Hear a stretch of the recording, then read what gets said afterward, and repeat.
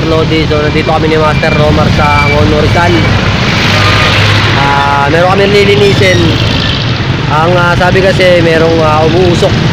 So checkin namin ni Master Romar kung ano yung umuusok. Tapos lilinisin na rin namin kung ano, kasi matagal-tagal na rin namin di nalilinis yung ano na yun.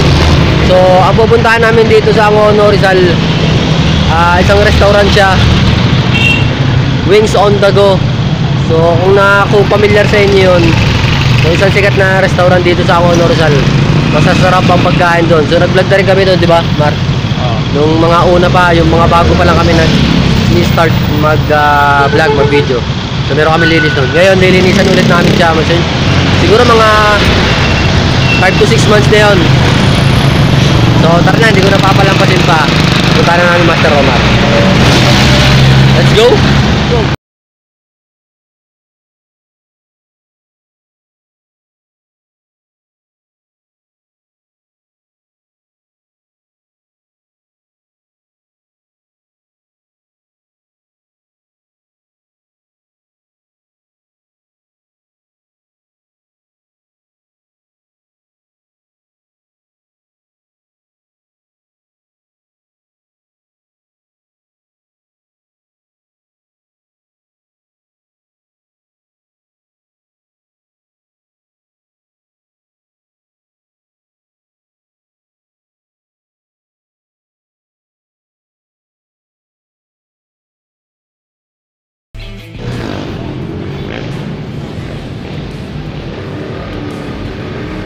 So ayan yung aming customer. Nandyan si sir, nandun na, nag-aantay na si sir sa loob.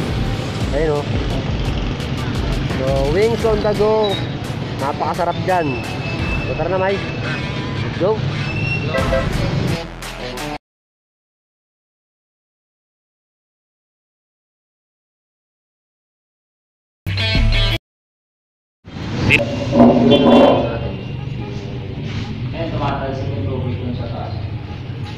Ay, ayun.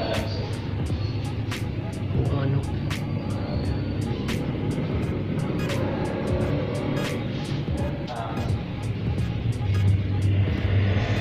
Tagsik sa taas.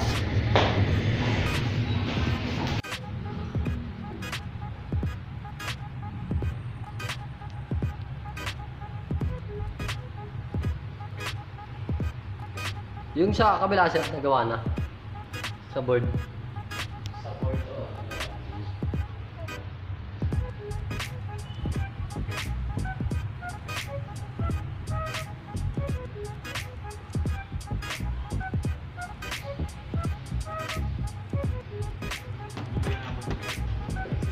Ha?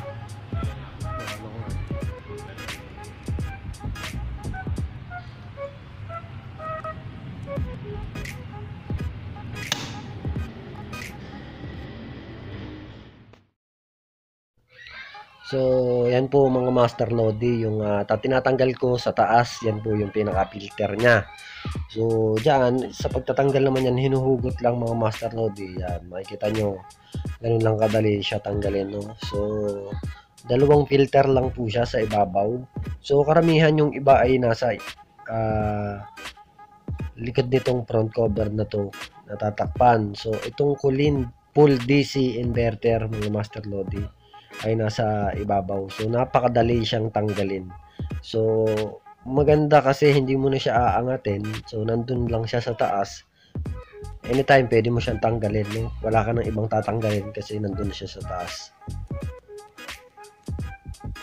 So yung tinatanggal ko na yung tornilyo, dalawang tornilyo yan mga Master Lodi sa magkabilang gilid. So may makikita ko dyan, may takip yung tornilyo. So dun pa lang makikita nyo na yung tornilyo. After nun wala na kayo ibang tatanggalin. Matatanggal na siya mga Master Lodi, no? Wala na siyang tornilyo sa taas at wala na rin siyang tornilyo sa gitna. Yung iba kasi naaangat yung front cover. So ito kasi meron siyang parang joystick sa gilid. So yun lang to mga Master Lodi, ito ay naiiba. So meron siyang bilog sa gilid, parang ano siya, sakit din na bilog. So mamaya papakita natin. Ano lang siya, uhugutin nyo lang siya, yan. Uhugutin nyo lang siya, pero dahan-dahan lang kasi meron tong sakit papunta dun sa display ASI. So, mapapansin nyo, ayan yung tinatanggal ko na yan. Yan yung display ASI. Tatanggalin nyo yan kapag ka naglinis kayo mga master load. After nun, pwede nyo lang siyang alisin, no? I-full out. Then, ito, may papakita ko. Ito yung kulin na bagong labas na model. So, tinan mo yung drain nito. Hindi siya natatanggal yung drain pan, pero malawak. Ayan.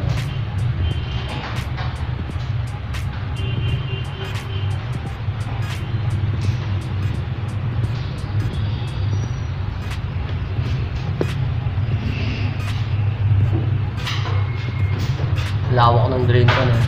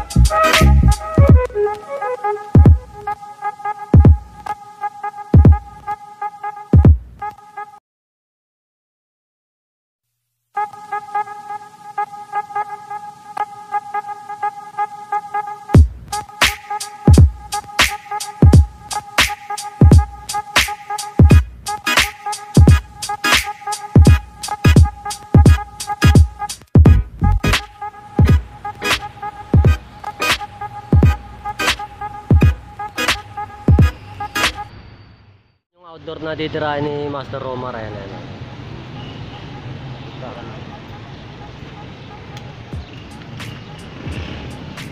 Marumi, Mike.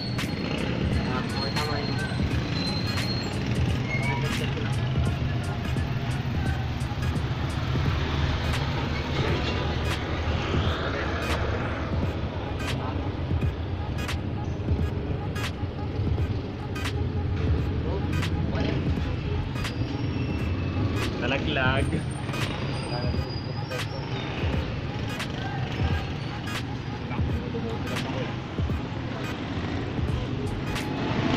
Sexy mo dyan, ah.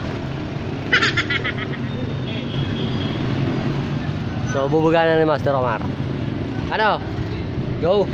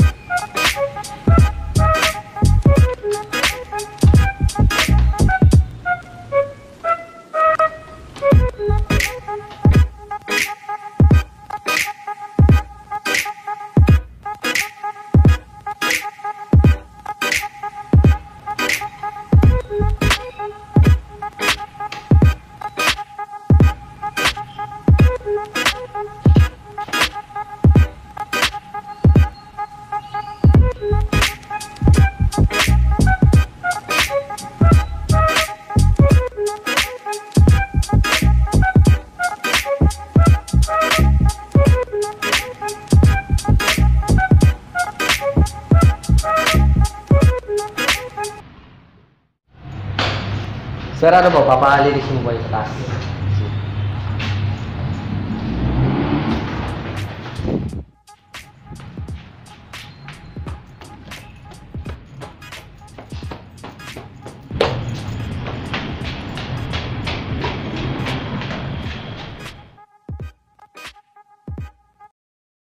Yan yung isang inverter na kulin.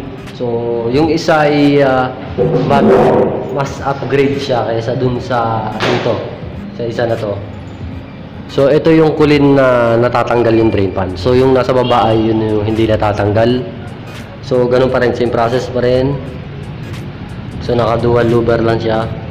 Isa, dalawa, tatlo, tornilyo, tapos meron pa yan sa loob. Then, same lang sila. So, pareho sila kulin inverter. So, paganayan na muna natin to.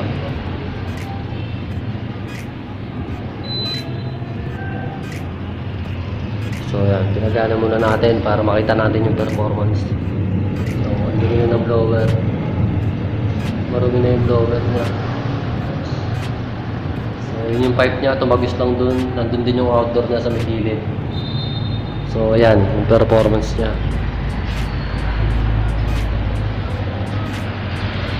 So, obserbahin natin muna kung malamig. Gumana na dyan, May. Gumana na.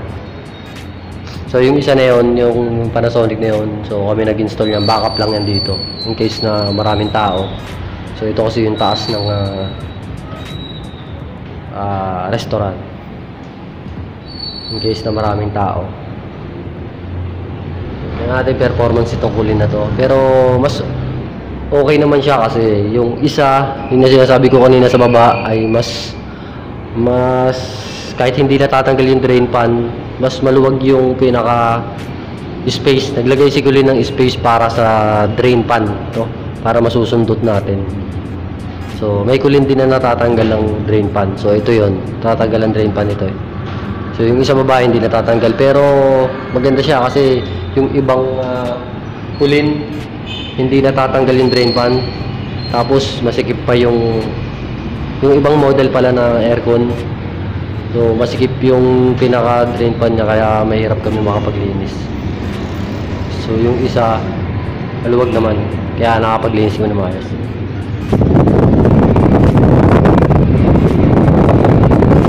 Linisin na natin itong kulin din kagaya na nasa baba. So, same process lang sila, isang procedure lang kasi same brand. So, yung procedure natin, same lang dito sa baba. So, ito lang, ang naiiba lang dito, yung drain pan niya natatanggal.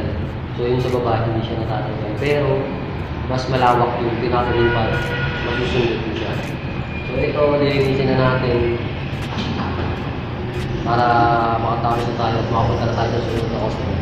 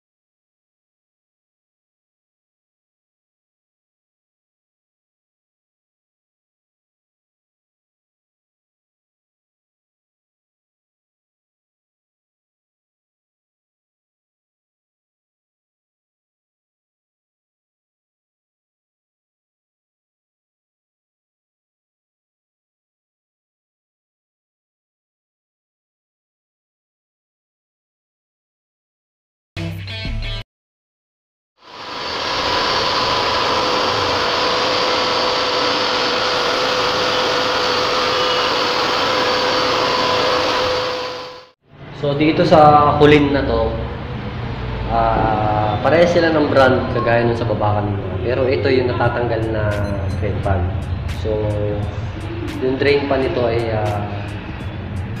itanggal, no? Ayan. So makikita nyo ang lawak.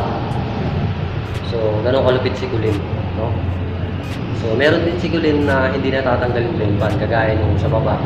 Hindi siya natatanggal pero napakalawak nung ganyan yung ano niya, yung pinaka-space ng drain pan niya. So malilinis mo siya mula dito hanggang dito, malilinis mo siya. Pero yung iba, ibang brand, nakadikit dito. Kumbaga nakadikit ganyan yung drain pan. So ang ginagawa ko, tinatanggal ko itong evaporator tornilyo dito para may angat ko, malinis ko yung pinaka-drain pan kasi hindi siya natatanggal, no? Buo siya kasama to. So meron disenyong ganun. Siguro meron po purpose yun, pero para sa akin, okay naman yun lahat. Pero mas maluwag lang to. Ayan, ang luwag nyo. Talagang pag nilinis mo siya, malilinis mo siya na maayos. So, very nice sigulin at okay sa nilinisan. Ayan, kita-kita nyo, ang luwag. Tapos may space dito, para pag maglalagay kayo ng plastic, dito na lang. No? Hindi nyo na isasama nito. So, napaka dali, nalinisan si Kulin. So, babalik na natin yung pinaka-cover natin para makakabit na natin lahat. So, nakakabit na natin lahat. Tara na.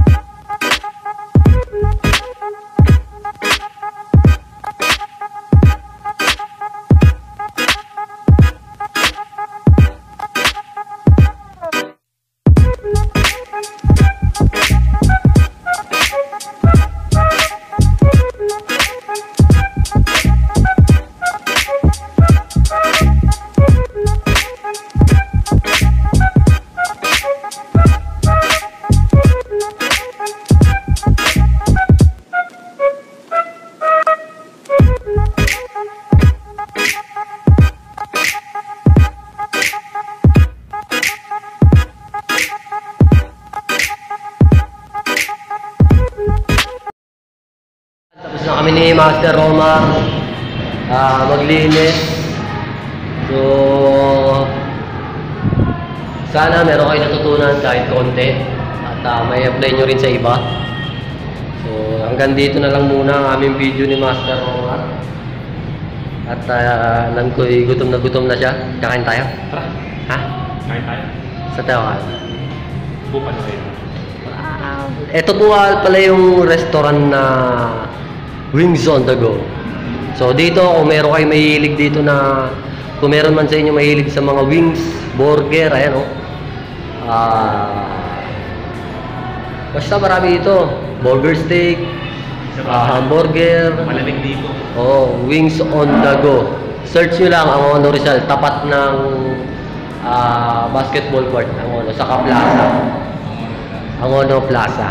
So makikita nyo na Wings on the Go. Grabe, napakasarap dito. Saka malamig, air conditioning. So dito na tayo sa baba.